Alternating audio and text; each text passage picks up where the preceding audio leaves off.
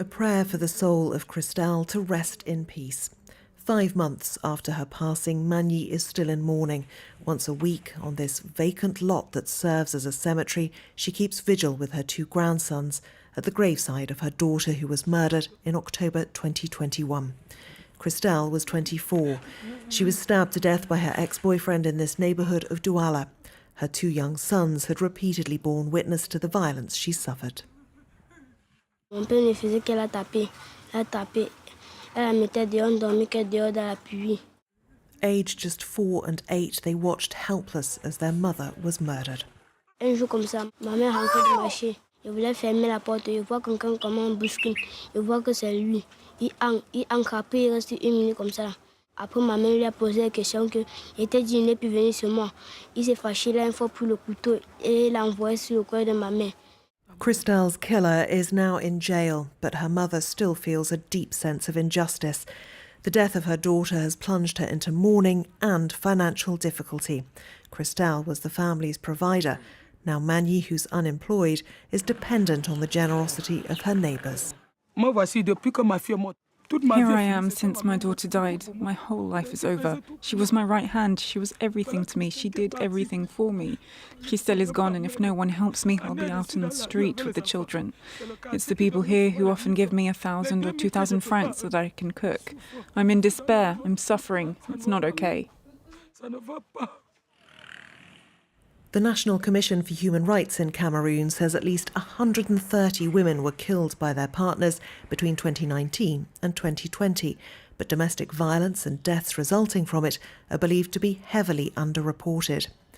Victims of domestic abuse who escape death are often scarred for life by their experiences. Eloise, whose true identity can't be revealed, fled her home and the beatings of her former husband. She could so easily have become another tragic statistic. Eloise was attacked with a machete. She says her life was saved by the actions of her children.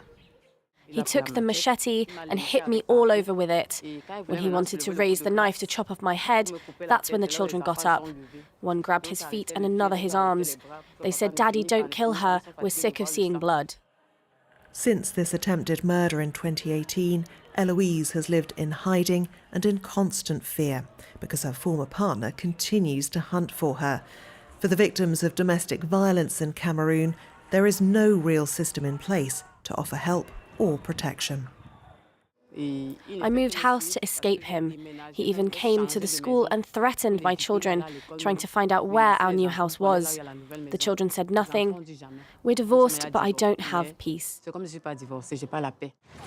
Peace is hard to come by. These women rely on themselves to find what safety they can, with little or no legal recourse.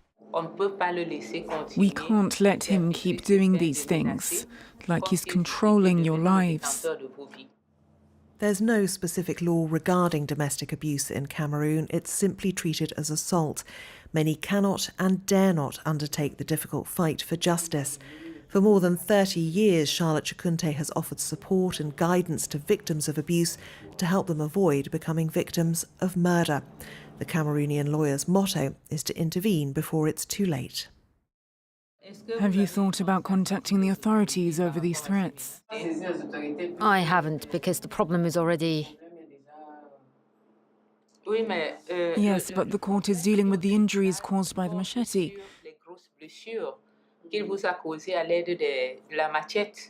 But now he's committing other offences that you must report to the authorities. The threats he's made are unjustified. This lawyer sees dozens of women every month. She provides them with free advice and accompanies them through any legal proceedings, but it too often ends in failure to secure a conviction, and the number of femicides in Cameroon continues to rise. Charlotte Chikunte says husbands and partners are allowed to act with judicial impunity. She blames a patriarchal and often corrupt system. There is an increase in violence leading to the death of women. It happens time and again, and I admit it's worrying. It's very worrying. There are many who commit these criminal acts, but who remain free to go where they like. Ultimately, they mock their victims and the law with the money they have and can give to everyone. Campaigners say women are failed by a flawed judicial system and the traditional acceptance of beatings within marriage. The UN estimates more than half of all women in Cameroon are victims of domestic violence. Few will ever see justice done.